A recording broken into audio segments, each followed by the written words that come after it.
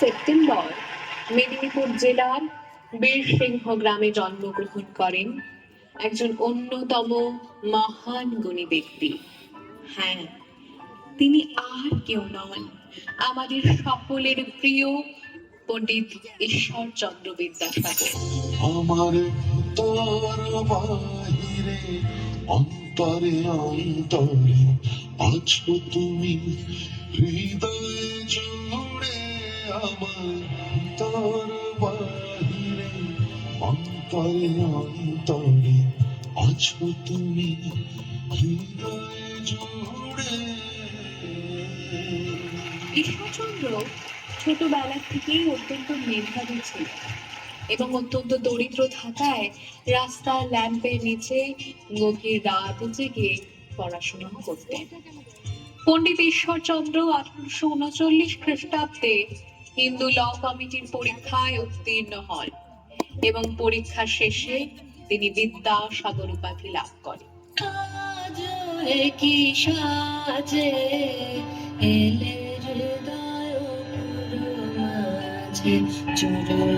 তলে কোটি শশী সূর্য মারে লাজে, মহারাজ একই সাজে গর্ব সব টুটিয়া, মূর্ছি পরে লুটিয়া, গর্ব সব টুটিয়া, মূর্ছি পরে লুটিয়া,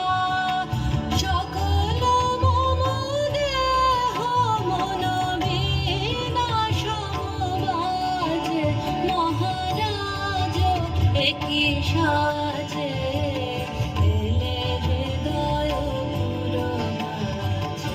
চরণ তলে কোটি শশী সূর্য মারে লাজে, মহারাজ একই সাজে। তিনি হলেন বাংলার প্রথম লিপি সংস্কারক। তার লেখা বর্ণ পরিচয় বই দেখে আমরা বাংলা ভাষা গ্রন্থে লিপিবদ্ধ করতে সক্ষম হয়েছি।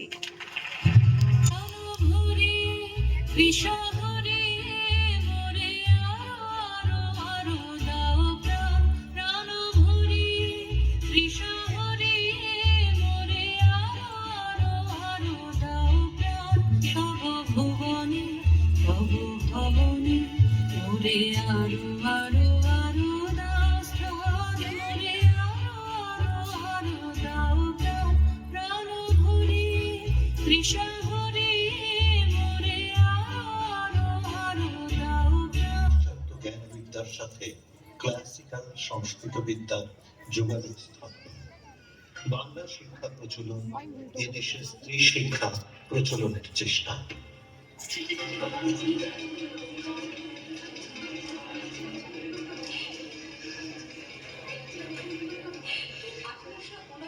সালে 7ই মে বেথুন কলকাতায় বালিকা বিদ্যালয় স্থাপন করেন।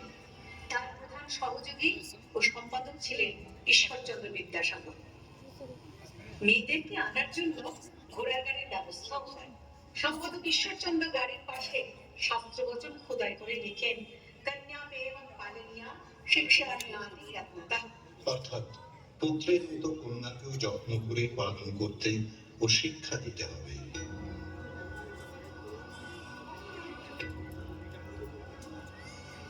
ঈশ্বরচন্দ্রের জীবনে অন্যতম শ্রেষ্ঠ কীর্তি বিধবা বিবাহ। বিদ্যাসাগর শিবনাথ শাস্ত্রীর বাড়িতে গেছে, একটি বছর সাতেকের ফুটফুটে মেয়েকে শিবনাথের কোলে বসে থাকতে দেখেন। বিদ্যাসাগর তাকে কোলেও নিলেন। শিবনাথ শাস্ত্রী বললেন, জানেন মেয়েটি বিধবা। শুনে বিদ্যাসাগরের চোখ থেকে টপ টপ করে জল পড়তে লাগলো। দিন রাত এক করে চেষ্টা করে চললেন, পরাশর সঙ্গীতা শ্লোকটি পেলেন, নষ্টে মৃতে প্রব্রজিতে নিবেজপতিতে পতৌ পঞ্চস্বাপৎসু নারীণাম পতিরন্যম বিধীয়তে। মা ভগবতী দেবীর অনুমতি নিয়ে 1856 সালে অনেক কাঠখড় পুড়িয়ে বিধবা বিবাহ আইন প্রবর্তিত হল। আর নারী পেল কুসংস্কার থেকে মুক্তির আস্বাদ। আকাশে আমার মুক্তি আলো আলো, এই আকাশে আমার মুক্তি আলো আলো, আমার মুক্তি ধুলায় ধুলায় ঘাসে ঘাসে, এই আকাশে আমার মুক্তি আলো আলো। বাঙালির ঘরে বাইরে সে এক মহা হুলস্থুল কাণ্ড। পদ্যে গদ্যে ছড়ায় ছড়িয়ে পড়লো বাঙালির সেই উদ্দীপনা। শান্তিপুরে তাঁতিরা তো নতুন একরকম শাড়ি বের করে ফেললেন, বিদ্যাসাগর পেরে শাড়ি।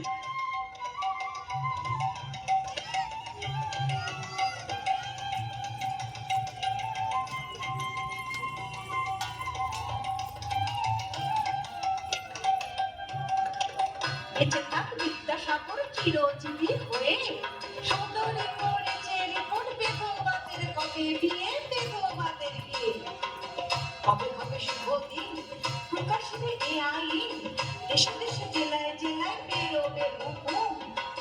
বিধবা রমণীর বিয়ে লেগে যাবে ধুম, আহা লেগে যাবে ধুম।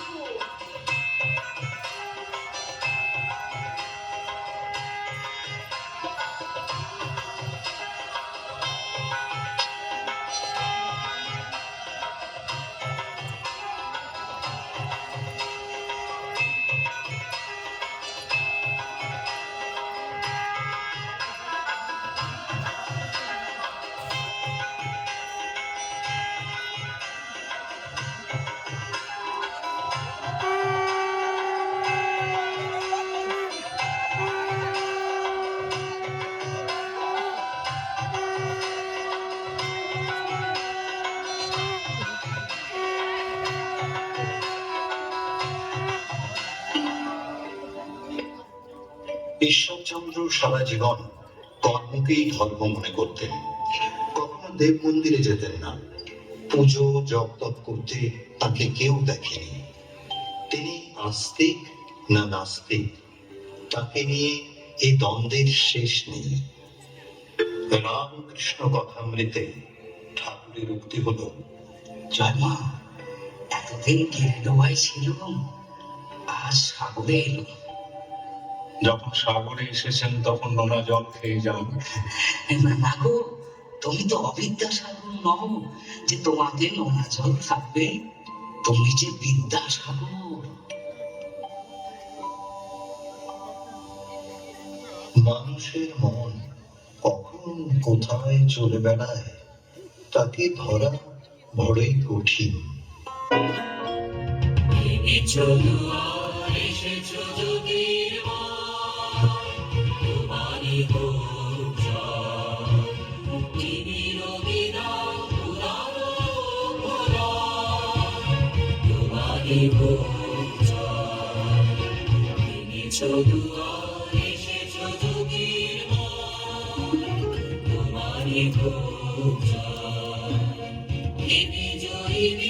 নবজীবনের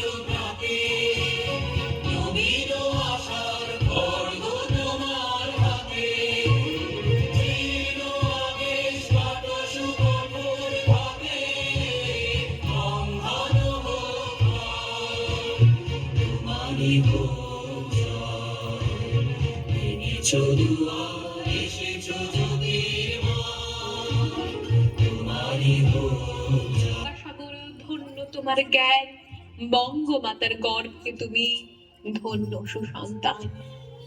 তুমি আমাদের মনে প্রাণে, বইয়ের পাতায় পাতায় সর্বদা উজ্জ্বল থাকিবে।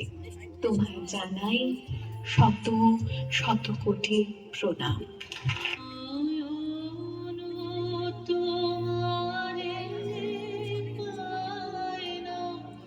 দেখিতে রয়েছ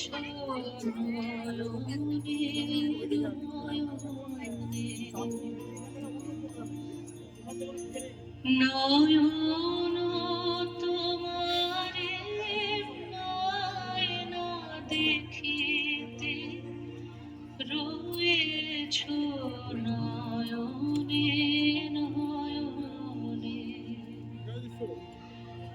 হৃদয় তোমারে পায় না জানিতে হৃদয় তোমারে পায় না জানিতে হৃদয়ে রয়েছ গোপনে রয়েছ নয়নে নয়নে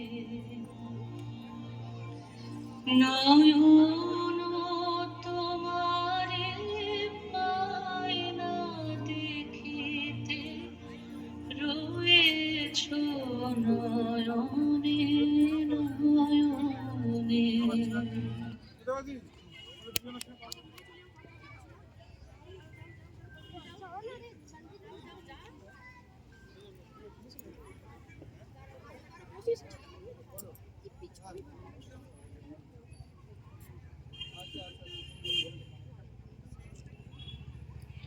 দেখুন